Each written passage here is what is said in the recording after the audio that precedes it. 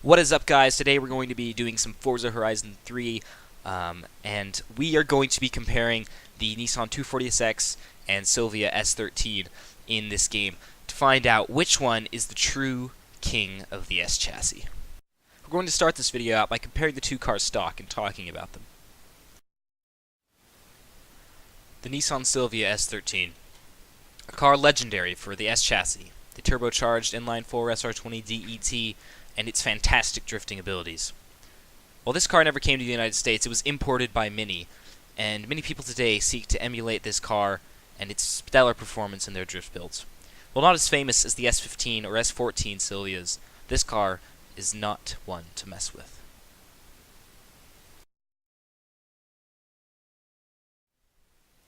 The 240SX was the Silvia's American counterpart, but unlike its Japanese cousin, it packed a KA24DE inline-4 engine. This engine was developed for truck use, and as a result, it couldn't handle as high power ratings as the SR20. This led to many people swapping SR20s into their 240s, but some rebuilt them and used turbochargers to gain almost equal power. So, now you guys have seen both cars, you've taken your looks at them, and you were probably thinking the entire time, this car looks pretty basic. And you're right. These cars aren't famous for what they were like stock. Sure, they were decent cars, but we're going to be testing cars that have been modified, designed for high-performance use. Here's a look at one.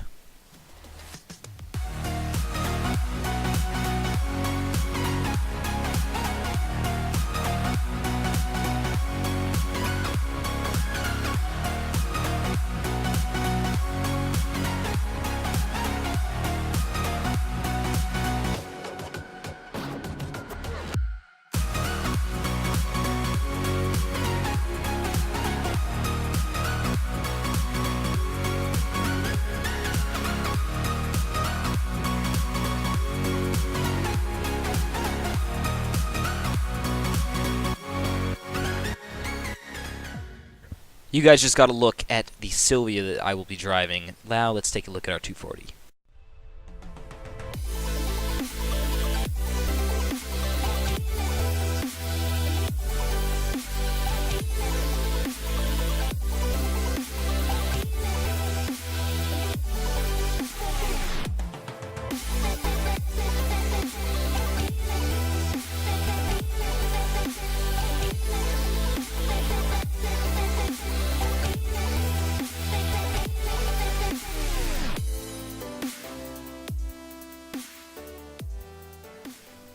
So we know that they look good. Now, the only task left is to figure out how they drive. Alright guys, we are here in Surfer's Paradise, starting out with our S13 Silvia and sitting in the cockpit, having a look around.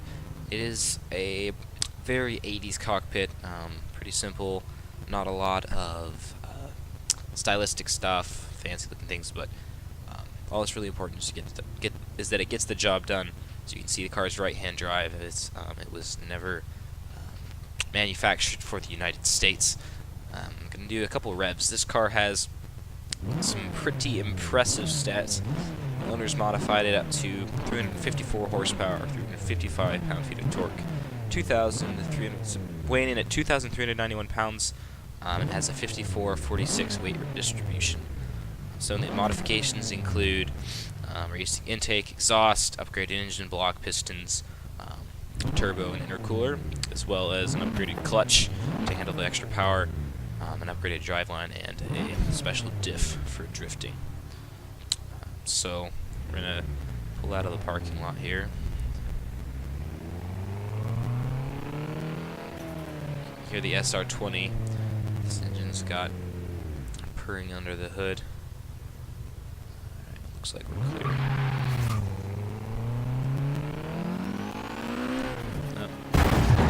You can see the drivatars are feeling excited.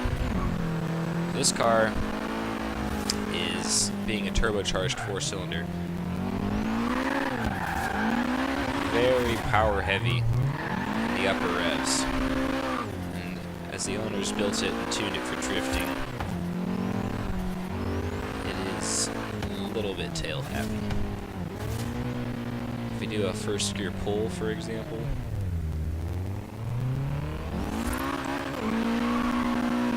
Tires break out once we hit about 6,000 RPM and the turbo kicks in.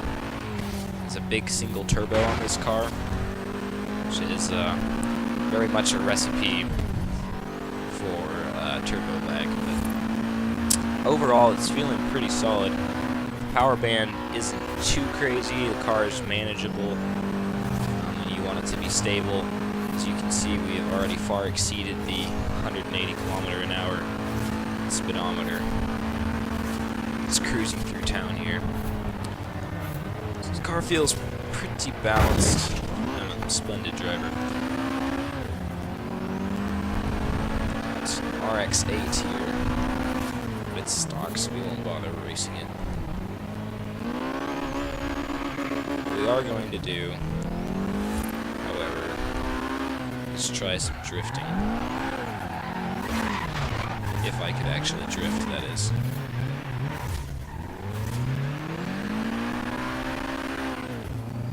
The car can definitely spin its wheels.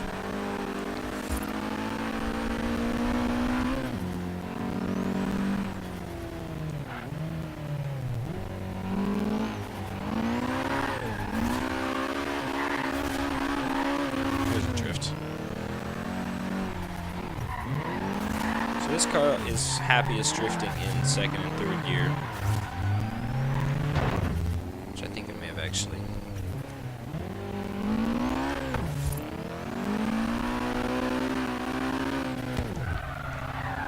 And that worked.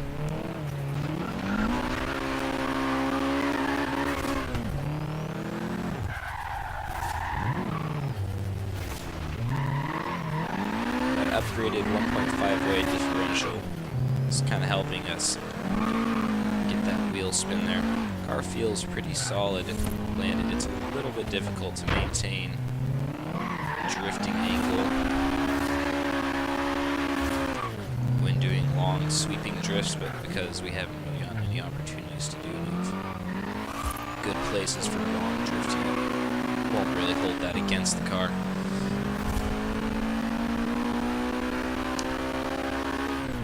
Do some skids around this traffic circle for a little bit.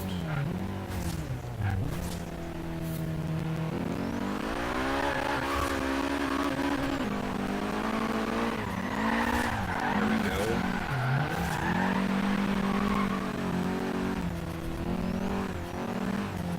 There's too much traffic, isn't there?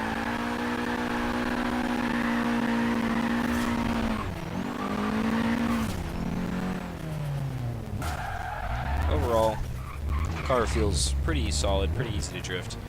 I'm not the best drifter, but the car's manageable, pretty easy to drive. Definitely not a bad drifting car. Yep. Traffic. There again, you're kind of seeing that break out of the tires under higher acceleration. Power's pretty even throughout the lower revs, and then once you hit about 5.5, boost kicks in, you're going. As we head out into the countryside here, we're going to look for some more opportunities to drift.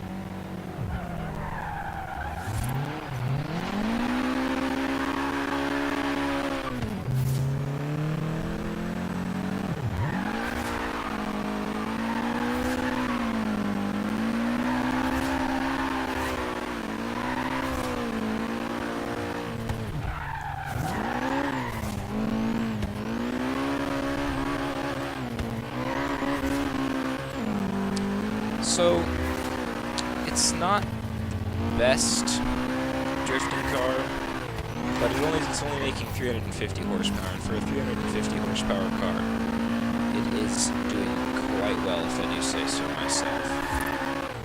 I really like this car.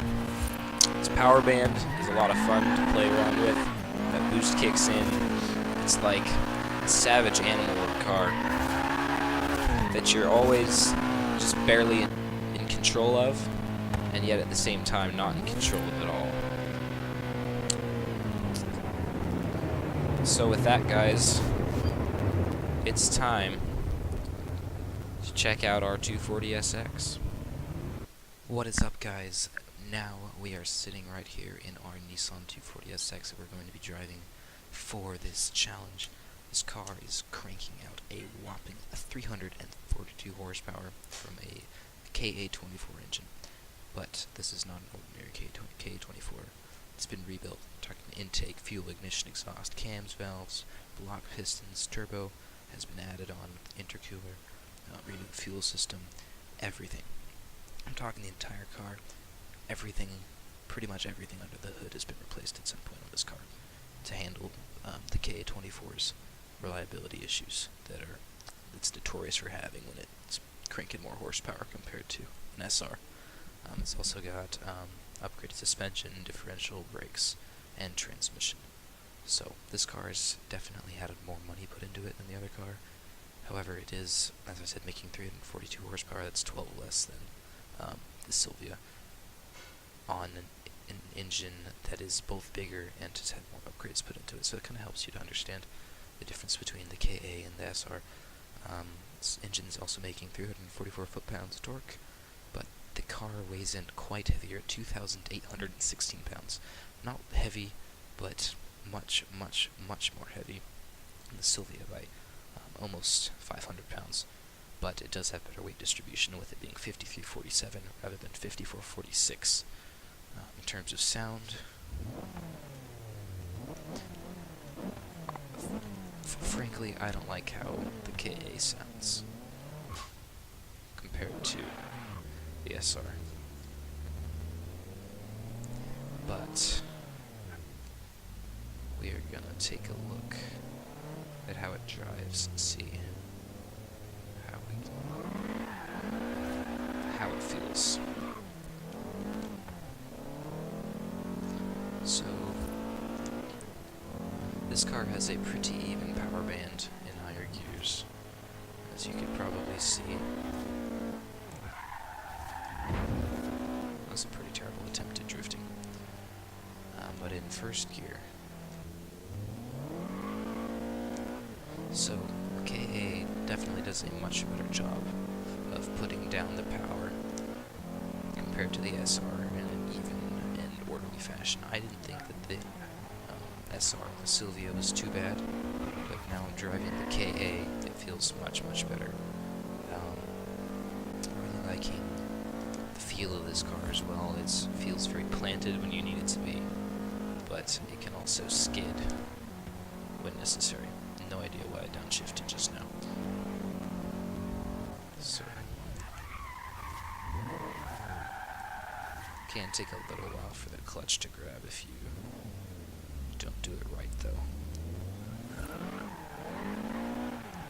However, the extra weight and the less power is not affecting this car's ability to drift at all. Just like in our Silvia, this car easily reaches the top of its speedometer with ample room to keep going.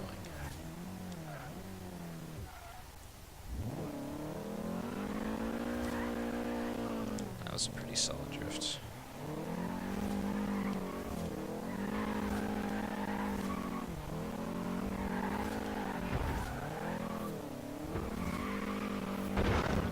Got some accidental taps in there.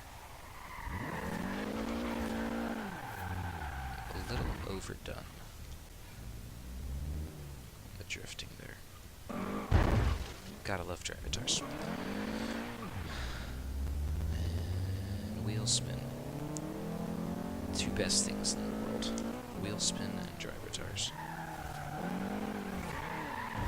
So I'm definitely noticing that while this car is easier to spin and skid, it's also much easier to oversteer and find yourself in a ditch.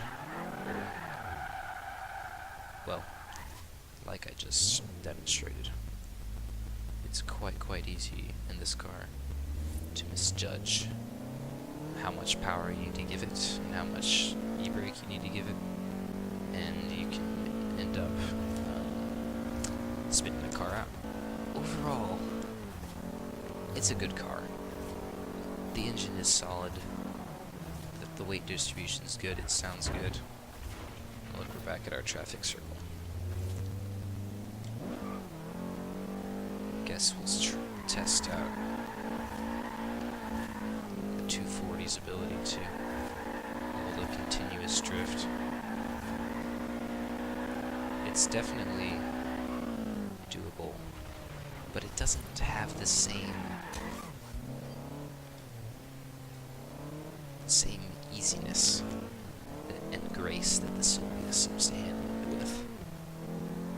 It's difficult to explain without actually driving the car, but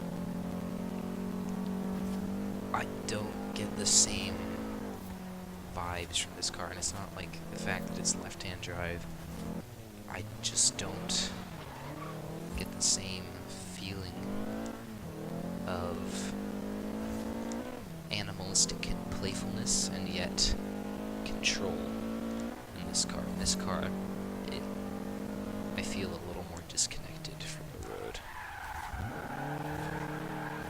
And yes, the car it's still a fantastic car. And even though it has a KA rather than an SR, it's possible to build a great KA. But this car just doesn't handle itself as crisply as the Silvia. It's for that reason that I have to choose the original car. The car with the better engine that was designed for power and applications in sports cars. And with that, guys, it's time to end. Thank you so much for watching this video. I really hope you enjoyed it. If you like this kind of